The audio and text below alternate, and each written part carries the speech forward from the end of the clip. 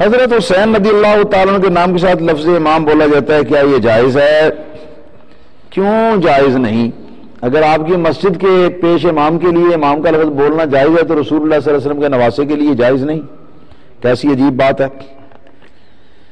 امام کہتے ہیں پیشوا کو یا کسی فن کے ماہر کو، کسی فن کے ماہر کو یا پیشوا کو جو پیشوائی کے لائق ہو، اس کو کہتے ہیں امام۔ حضرت امام حسین رضی اللہ تعالیٰ عنہ دین نبی کریم صلی اللہ علیہ وسلم کے ماہر بھی تھے، روحانیت کے ماہر بھی تھے، اور اس کے ساتھ ساتھ اللہ تعالیٰ کے مقرب بھی، بہت زیادہ مقرب بھی تھے، اور اس کے ساتھ ساتھ وہ پیشوا بھی تھے۔ نبی کریم صلی اللہ علیہ وسلم نے پیشوائی تو ان کا شمار بھی کیا ہے، الحسن والحسین سیدا شباب اہل الجنہ۔ نبی کریم صلی اللہ علیہ وسلم فرماتے ہیں کہ حسن اور حسین جنتی نوجوانوں کے سردار ہیں، اور سردار پیشوائی ہوتا ہے، تو کیوں کہنا جائز نہیں؟ البتہ یہ بات یاد رکھے کہ شیعہ جب امام کا لفظ بولتے ہیں تو وہ اپنی اصطلاح کے مطابق بولتے ہیں، وہ اپنی نیت کے مطابق بولتے ہیں۔ لہذا یہ سمجھنا ہوگا کہ شیعہ کے نزدیک امام کون ہوتا ہے۔ شیعہ کی نزدیک امام کی سب سے پہلی شرط یہ ہے کہ امام کے پاس وحی آتی ہے جیسے پیغمبر کے پاس آتی ہے۔ دوسری شرط یہ ہے، خصوصیت یہ ہے امام کی، کہ وہ کہتے ہیں کہ جس طرح پیغمبر معجزہ لے کر آتا ہے، معجزہ دکھاتا ہے، اسی طرح امام بھی معجزہ دکھاتا ہے۔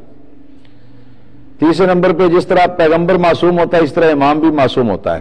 چوتھے نمبر پہ جس طرح حلال کو حرام یا حرام کو حلال کرنے کا اختیار نبی کریم صلی اللہ علیہ وسلم کو ہوتا ہے، اسی طرح امام کو بھی حلال کو حرام اور حرام کو حلال قرار دینے کا اختیار جو ہے وہ حاصل ہے۔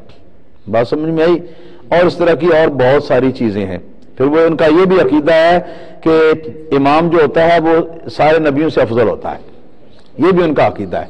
اور یہ 4 یا 5 جو پوائنٹ بتائے ہیں میں نے آپ حضرات کو، تو ان میں سے ایک پوائنٹ بھی ایسا نہیں جو کفر سے کم ہو۔ یہ سارے کفریات ہیں، سارے کفر ہیں۔ اگر کوئی شخص غیر نبی کے لیے وہی جیسی نبی کے پاس آتی ہے ویسی غیر نبی کے لیے مانے تو وہ کافر ہو جاتا ہے، دائرہ اسلام سے خارج ہو جاتا ہے۔ اگر جیسے نبی کے لیے معجزہ ہوتا ہے ایسے ہی کسی ولی کے لیے، کسی بزرگ کے لیے یا کسی مخلوق کے لیے معجزہ مانے تو وہ بھی کافر ہو جاتا ہے۔ جس طرح نبی معصوم ہوتا ہے اس طرح اگر کسی اور شخص کو معصوم مانے تو وہ بھی کافر ہو جاتا ہے۔ جس طرح نبی کو حلال حرام کرنے کا اللہ تعالیٰ کی طرف سے اختیار ہوتا ہے شریعت کے احکام میں، اس طرح کسی اور کو اگر یہ اختیار مانے تو وہ بھی کافر ہو جاتا ہے، دائرہ اسلام سے خارج ہو جاتا ہے۔ اور اسی طرح اگر کوئی شخص کسی غیر نبی کو کسی نبی سے افضل قرار دے ایک نبی سے تو وہ بھی کافر ہو جاتا ہے۔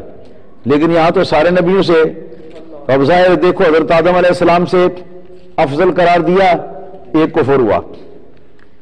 شیس علیہ السلام سے افضل قرار دیا، دوسرا کفر ہوا۔ نوح علیہ السلام سے افضل قرار دیا، تیسرا کفر ہوا۔ پیغمبروں کی کم از کم تعداد ایک روایت کے مطابق 1,24,000 ہے، تو 1,24,000 تو کفر صرف اس ایک جملے سے ہو گئے کہ ہمارے امام جو ہیں یہ نبیوں سے افضل ہیں۔ 1.25 لاکھ کفر تو یہ ہو گئے۔ تو یہ اس طرح کے کفریات ہیں جی ان کے عقیدے کے اندر، تو وہ ان کفریات کو اپنے سامنے پیش نظر رکھتے ہوئے ان کی بنیاد پر وہ ائمہ اہل بیت کو امام کہتے ہیں۔ ہم یہ کہتے ہیں کہ ان کی نیت اور ان کے ارادے میں جو شرائط امامت کے ہیں ان کے مطابق اگر کسی نے ائمہ اہل بیت میں سے یا کسی بھی غیر نبی کو امام کہا تو وہ شخص کافر ہو گیا، دائرہ اسلام سے خارج ہو گیا۔ اس قسم کی امامت اور اس قسم کے امام کے جو خصائص اور شرائط ہیں ان کے ساتھ ہمارا کوئی سروکار نہیں، کوئی تعلق نہیں۔ ہم جب امام کہتے ہیں اسی طرح کہتے ہیں جس طرح ہم امام عامر شابی بھی کہہ دیتے ہیں، ہم امام زہری بھی کہہ دیتے ہیں، ہم امام ابو حنیفہ بھی کہہ دیتے ہیں، ہم امام فخر الدین رازی بھی کہہ دیتے ہیں، امام شافعی بھی کہہ دیتے ہیں، دینی پیشوائی یا ماہر فن کے معنی میں۔ تو ہمارے یہاں یہ ہے، اور اسے اپنے نیت کے مطابق بولنا بالکل درست ہے اور اس میں کوئی حرج نہیں ہے۔